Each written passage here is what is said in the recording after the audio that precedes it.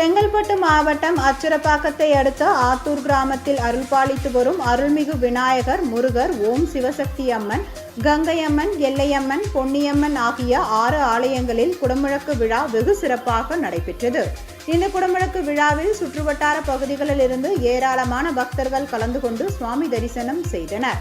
பக்தர்களுக்கு அன்னதானம் வழங்கப்பட்டது.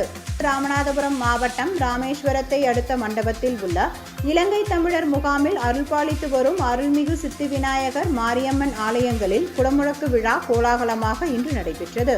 இந்நிகழ்வில் ராமநாதபுரம் சட்டமன்ற உறுப்பினர் காதர் பாஷா, முத்துராமலிங்கம், இந்து அறநிலைத்துறை உதவி ஆணையர் லட்சுமி மாலா, மண்டபம் முகாம் வருவாய்த்துறை தனி ஆட்சியர் சாந்தி, பேரூராட்சி மன்ற தலைவர் ராஜா உள்ளிட்ட திரளான பக்தர்கள் கலந்து கொண்டு சுவாமி தரிசனம் செய்தனர்.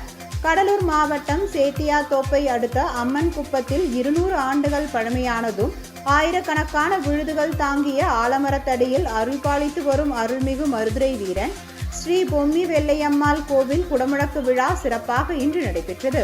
முதன்முறையாக நடைபெற்ற இந்த குடமுழக்கு விழாவில் திரளான பக்தர்கள் பங்கேற்று சுவாமி தரிசனம் செய்தனர்.